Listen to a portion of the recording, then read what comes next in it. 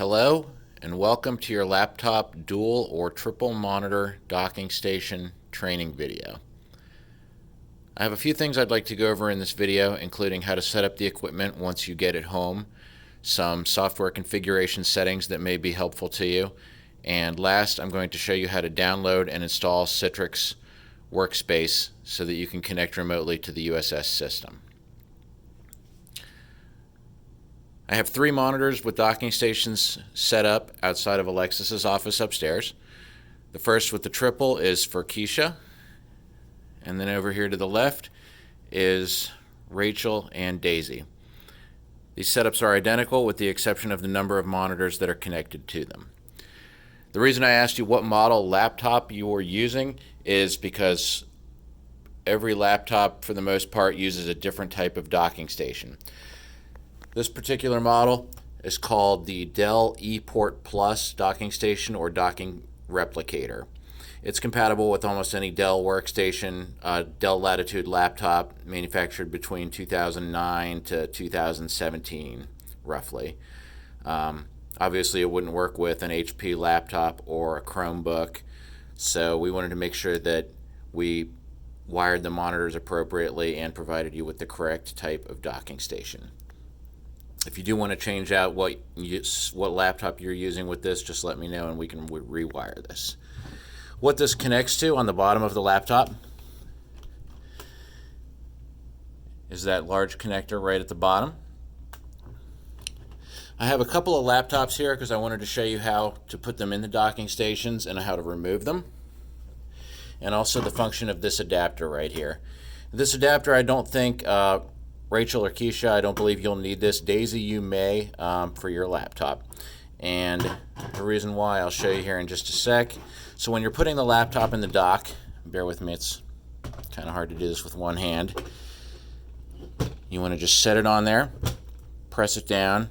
You can see this lid up. And then over here on the side, there's a lock. And that locks it into place so that you can't accidentally eject it. You don't want the laptop flying out while you're in the middle of using it. The power button for the dock is right here on the back. This will power the laptop, turn the laptop on. You don't need to plug anything else into the laptop. All the power connections and monitor connections are all right here in the dock.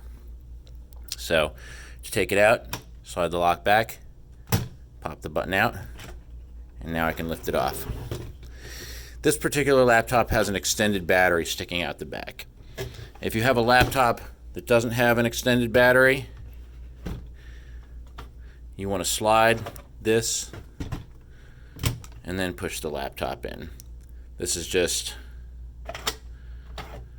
a little brace on the back. You want the laptop to fit securely in the dock. All of these laptops, the docking station connector is roughly 2.5 inches from the back. On Daisy, on yours, it might be closer to the back. If that's the case, you'll want to use this adapter. Slide that back, set this adapter in, click it into place, and now you can put your laptop in there. I'm not 100% sure on that. If you need it, great, it's here. If you don't, just leave it outside here, and I'll put them back in storage. I'm providing one with each setup, just in case you need it. Like I said, Rachel and Keisha, I don't believe you will. Daisy, you might.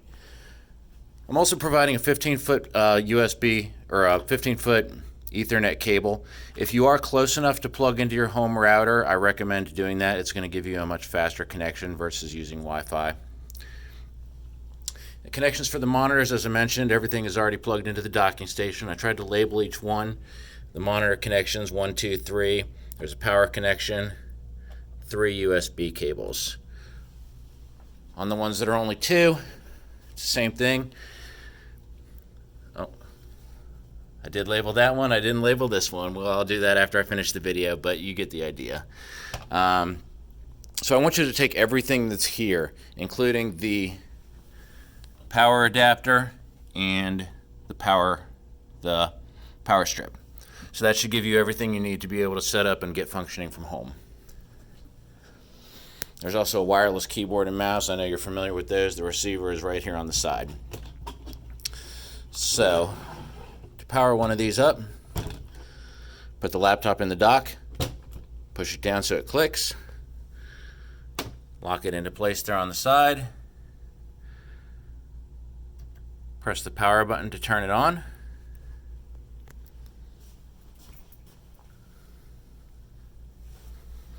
And you can see it's starting to power up. Give it a second here. Some of these laptops are kind of slow.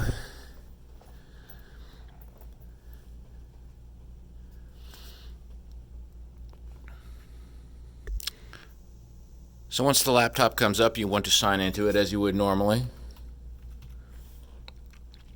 And I'm going to show you a few settings on the desktop. If you've never connected your laptop to a docking station before, the monitors may show up in the wrong positions. What I mean by that is the monitor that's physically on the left might be on the right, or vice versa. So to adjust that, anywhere on the desktop, any blank area, right click on this, or right click on any blank area of the desktop, and open up your display settings. So you can see this 1, 2, 3, the boxes across the screen. Click on Identify, and that should match the 1, 2, 3 that shows up on the actual monitors. If any of them are not in the correct place, just click on those and drag it so that it matches what shows up when you click on Identify. There's a few other settings that you can change from within here. For example, change the percentage, the scale and layout, the resolution. Normally you just want to leave everything at recommended. You would want to make sure that this is set to extend desktop to this display. You don't want to have it on duplicate. It should automatically pick up all these settings, but if you've never connected to a docking station before, you might have to manually adjust these.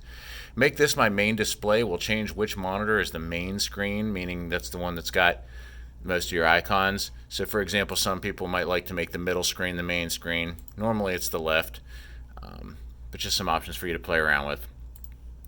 You can also right click on the taskbar and go to taskbar settings. I'm going to show you what I use personally. I think this is the ideal way to use it, but obviously again, feel free to play around with the settings. Lock taskbar on, automatically hide taskbar off, automatically hide in tablet mode off, small taskbar buttons off. Then I turn these other settings on, taskbar at the bottom, combine taskbar buttons when taskbar is full, and then this one's more important for multiple displays. Show taskbar on all displays, taskbar buttons on taskbar where window is open, and combine buttons when taskbar is full. I know that was kind of a lot. You don't have to do this. Again, it's just a recommended setting for making it easier for you to work with multiple monitors. That does things like, as I move the window to different screens on the taskbar, it shows up what window that's on.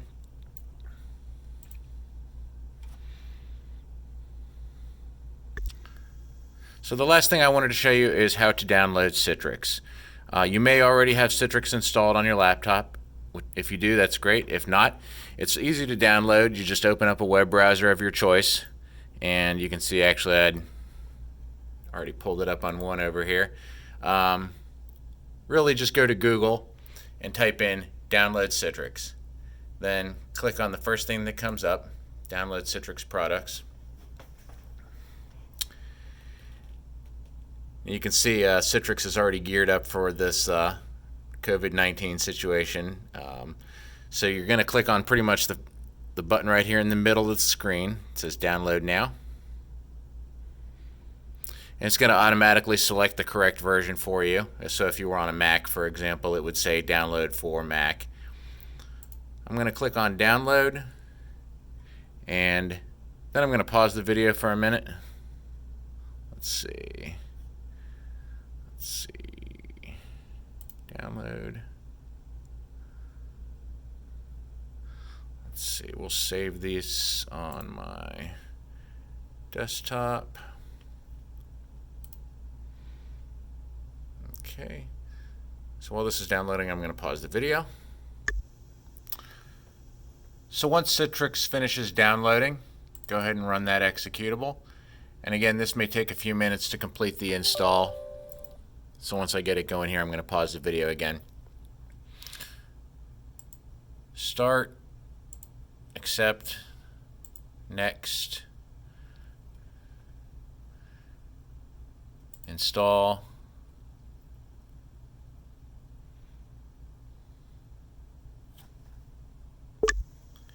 The installation may take a few minutes to complete, and your PC may need to reboot as part of the installation process.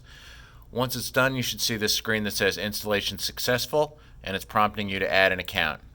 So we'll click on add account, enter your work email or server address, which is www.ussremote.com. Sorry, typing with one hand. And you can check the do not show this window automatically at sign in, just so you don't have to click through as many things. And then you're going to click on add. And this should look pretty familiar to you. You're going to want to sign into Citrix with your regular USS username and password. And then once you do that, that'll open up the Citrix Workspace desktop. You may run into a problem where it only shows on one of your 2 or 3 screens. If that's the case, what you want to do is drag it so that the window is across all 3 screens and then maximize it. So I'll show you, for example, with this window here. I'm just going to grab the edge, drag it all the way across, and then hit maximize.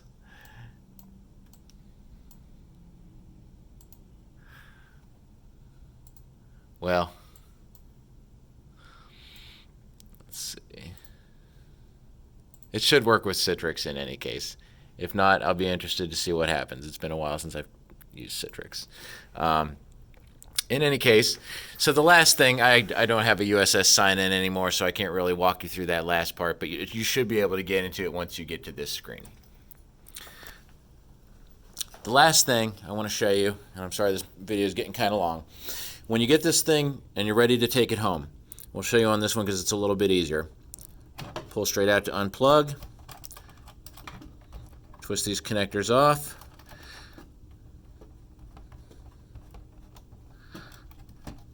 you may need to wiggle them a little bit,